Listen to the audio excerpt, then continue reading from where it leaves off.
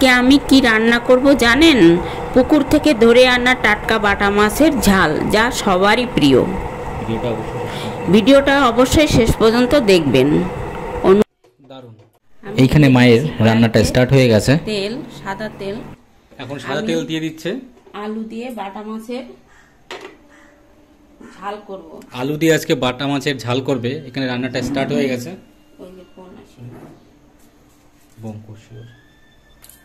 আর এখানটা মা খুব সুন্দর করে এখানে আলু কেটে রেখেছে।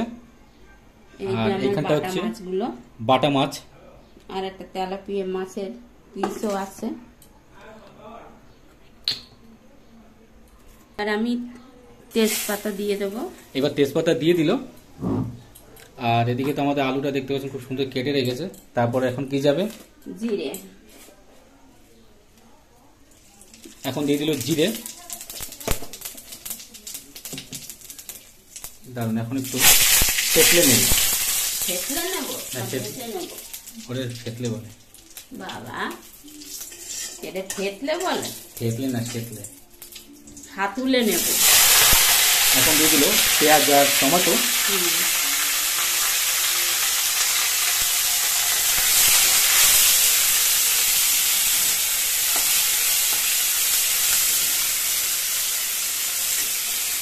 আর আমাদের এখানটা খুব সুন্দর বড় সাইজের বাটা মাছ আমরা আগের থেকে এখানটা ভেজে রেখেছিলাম।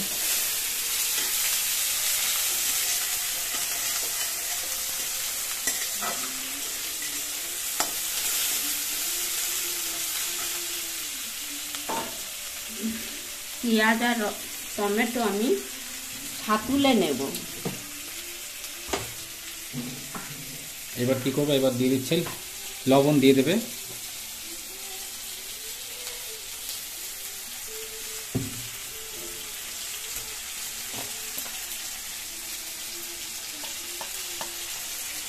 দিয়ে দিলাম পরিমাণ মতো লবণ। দিয়ে দেবো পরিমাণ মতো ছোট হলুদ। দিয়ে দিল পরিমাণ মতো লবণ আর হলুদ।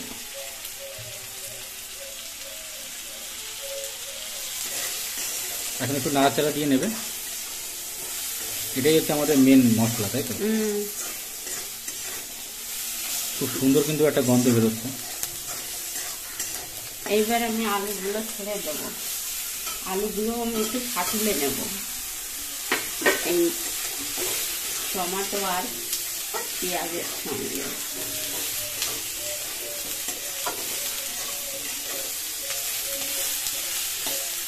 দেখতে পাচ্ছেন লেগে যাচ্ছে। আমি একটু তেল দেবো, সামান্য একটু। সামান্য একটু তেল দিয়ে দিচ্ছে এখানে।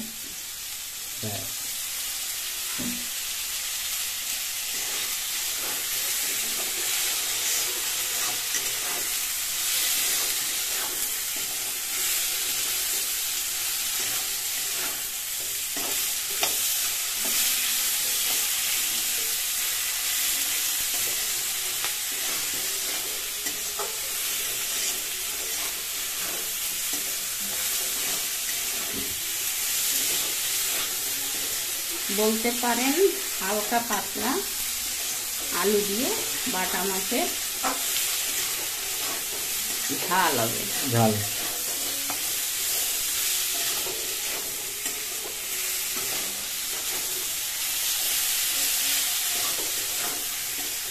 এখন কি জল দিতে পারেন মধ্যে? আমি এতে রসুনও দেবো না, জিরেও দেবো না, আদাও দেবো না। আপনারা এইভাবে একবার একটু খেয়ে দেখুন, শুধু পেঁয়াজ আর টমেটো দিয়ে আর কাঁচা লঙ্কা। আজকে বাইরের ওয়েদারটাও বেশ সুন্দর আছে, কিন্তু গরম। মাথায়ও কামড়াচ্ছে। আর এটা কিসের জল? এটা মশলার জল, তাই তো? হ্যাঁ, মশলা। হলুদ গুলা জল।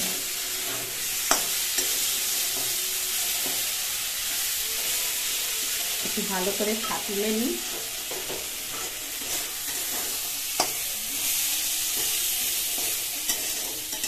এক ফুলবড়া দিয়েই বসিয়ে দিলাম।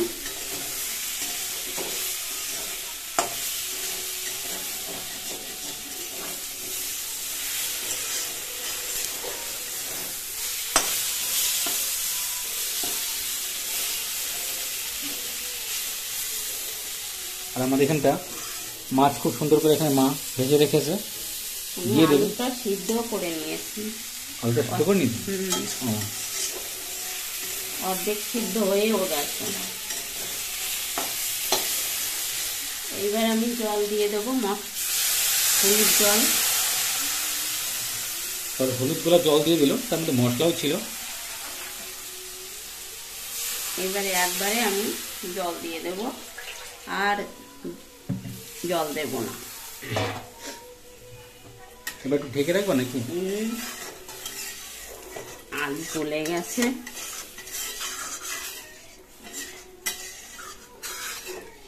আলু তো সিদ্ধ করে নিয়েছি আগে।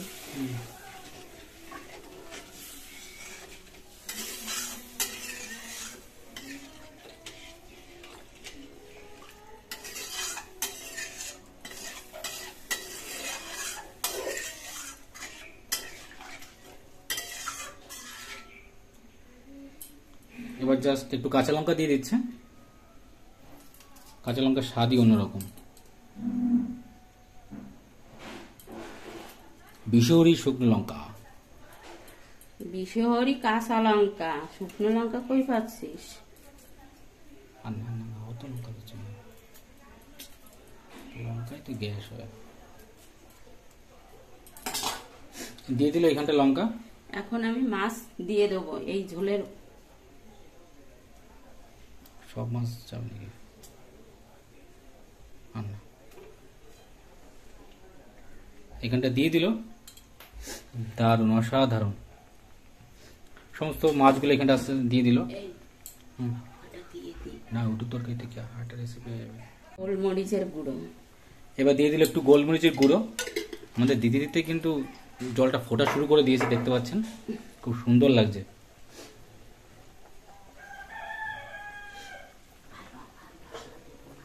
না না, আর কোনো মশলা না। মোটামুটি আমাদের হয়ে গেছে 80%ই রান্না। দারুণ। মা এখন একটু গরম মশলার গুঁড়ো এখানটা দিয়ে দিচ্ছে। এটাই হচ্ছে মেন স্বাদ, আর কিছু দরকার নেই। আমাদের এখানে তরকারিটা খুব সুন্দর টকবক করে ফোটা শুরু করে দিয়েছে। বাঙালি তো সবারই প্রিয় বাটা মাছের ঝাল, তাই তো নাকি? আর কিছু দরকার নেই, দিয়েই যাচ্ছে। আপনি অবশ্যই ভিডিওটা শেষ পর্যন্ত দেখবেন। আমাদের হয়েও গেছে প্রায় ভিডিওটা, মানে রান্নাটা ভিডিওর সাথে সাথে। দারুণ।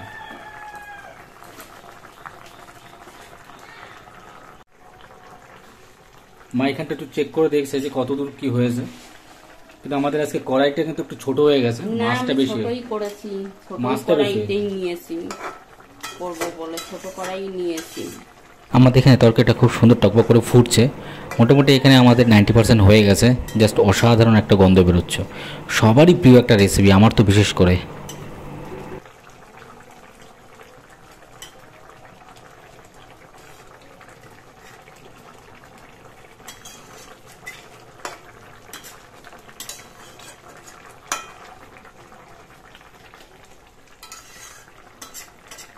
কালকে শুক্রবার, কালকে করবো রেসিপি।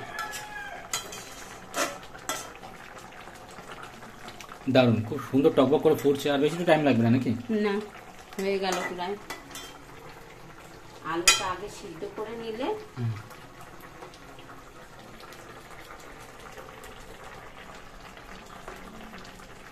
আলুটাই ওঠে না।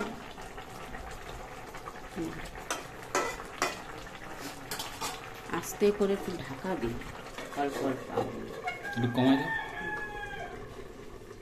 বেরোয় যাক। ঢাকনাটা তুলে নিই, দেখি তরকারির অবস্থাটা কি। বাহ, খুব সুন্দর লাগছে।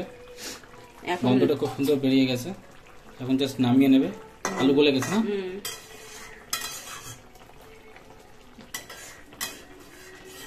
আপনাদের ভিডিওটা কেমন লাগলো, মার এই রান্নার ভিডিওটা? অবশ্যই কমেন্ট করে জানাবেন। অবশ্যই কমেন্ট করে জানাবেন, মা বলছে।